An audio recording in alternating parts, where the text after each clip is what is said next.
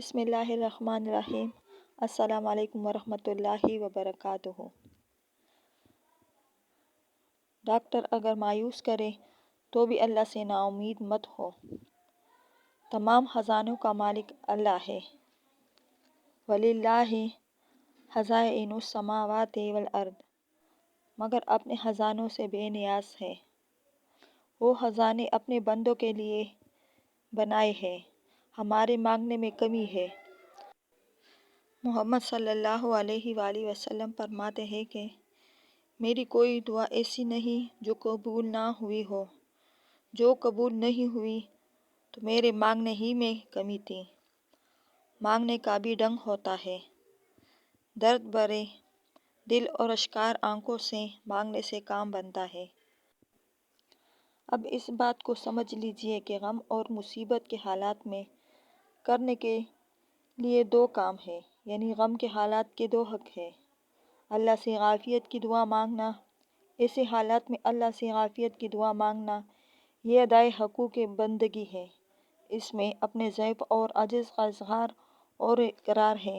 ادائے حق بندگی ہے کہ میرا بندہ اپنے ضعف کا اقرار کر رہا ہے کہ غم زیادہ ہونے سے دل کمزور ہو جائے گا، ہم ضعیف ہیں، ناتواں ہیں، اے اللہ آپ اپنی رحمت سے اس غم کو عافیت سے تبدیل فرما دے۔ دل سے اس پر راضی رہے کہ اگر دعا قبول نہ ہوئی، اسی حالت میں رہا تو اللہ تعالیٰ سے شکایت نہیں کروں گا۔ یہی تسلیم رضا ہے، یعنی اس پر راضی رہنا۔ یہ ادائے حقوق مالک ہے کہ وہ ہمارے مالک ہے اور وہ اس بات کا یقین رکھیں کہ اس غم میں ضرور ہمارا کوئی فائدہ ہے۔ اس فائدے کا یقین کرنا فرض عین ہے۔ لہٰذا جو لوگ کچھ تکلیف میں رہتے ہیں، بیماری کی تکلیف ہو یا کوئی اور غم یا کسی قسم کی ذہنی پریشانی ہو، تو دعا اور تدبیر دونوں کریں۔ سب سے پہلا نمبر دعا کا ہے۔ 2 رکعت صلاۃ حاجت پڑھ کر بار بار اللہ سے دعا کریں۔ اپنی حاجت کے لیے دعا مانگ لیں اور جو مناسب تدبیر ہو وہ بھی کریں۔ سب سے بہترین عبادت اللہ کی رحمت کا انتظار کرنا ہے کہ اب رحمت آئی اور میرا غم دور ہوا، اب رحمت آئی اور میری بیماری دور ہوئی۔ عرض امید لگائے بیٹھے ہیں اور مانگتے بھی جا رہے ہیں۔ نا امید نہ ہونا، کشادگی کا غم و پریشانی کے دور ہونے کا انتظار کرنا، یہ افضل عبادات ہے۔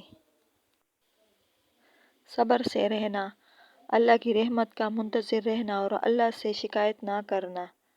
اللہ تعالیٰ کے فیصلے اور قضاء کا احترام کرنا کہ مالک جس حال میں چاہے رکھ کے ہمارا کام مانگنا اور گڑ گڑانا اور دعا کرنا ہے۔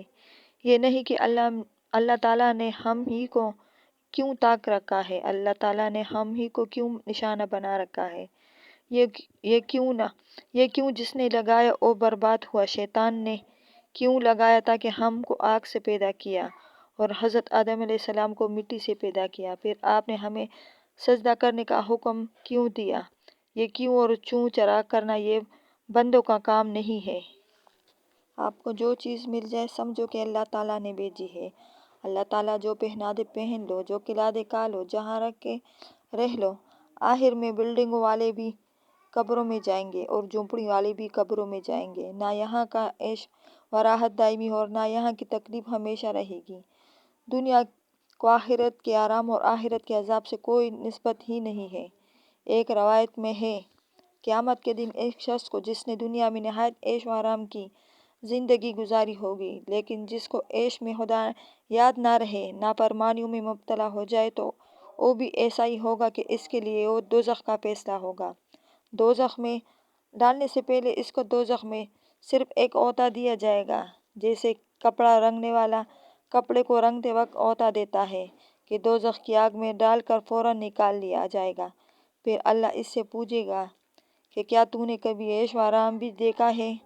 وہ دنیا کا سارا عیش ایک لمحے میں بھول جائے گا اور کہے گا، خدا کی قسم میں نے کبھی راحت دیکھی ہی نہیں۔